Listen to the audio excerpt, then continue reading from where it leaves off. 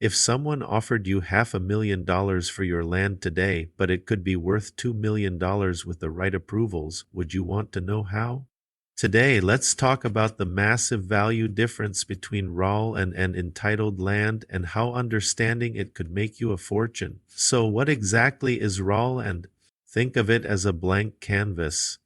It's property with no development approvals beyond whatever its current zoning is. Maybe it's zoned for agriculture, maybe it's zoned for just one single house, or maybe you can't build anything on it without getting special permission first. It's full of potential, but also full of question marks. Now, entitled land is a different story. This is land that has already gone through the often long and complicated approval process. It comes with a complete package, a defined density, meaning you know exactly how many units you can build, an approved use, whether that's for homes, retail, or offices, detailed site plans, layouts for all the necessary infrastructure like roads and utilities, and most importantly, the official sign-off from the government. Why does this matter so much? Because that approval eliminates uncertainty, and uncertainty is something developers absolutely hate. When a developer looks at buying raw and they see a mountain of risk, there's political risk. What if the local council changes its mind? There's approval risk. What if they can't get the permits they need? There's time risk. The approval process can take years, and then you have engineering and environmental risks that could pop up unexpectedly.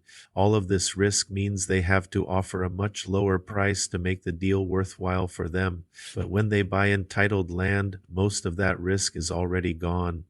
They know what they can build, where they can build it, and that they have the green light to start. Less risk always equals higher value. It's as simple as that. Here's the most common mistake I see landowners make, and it costs them a lot of money. They price their land based on its size, so many dollars per acre, but developers don't think that way at all.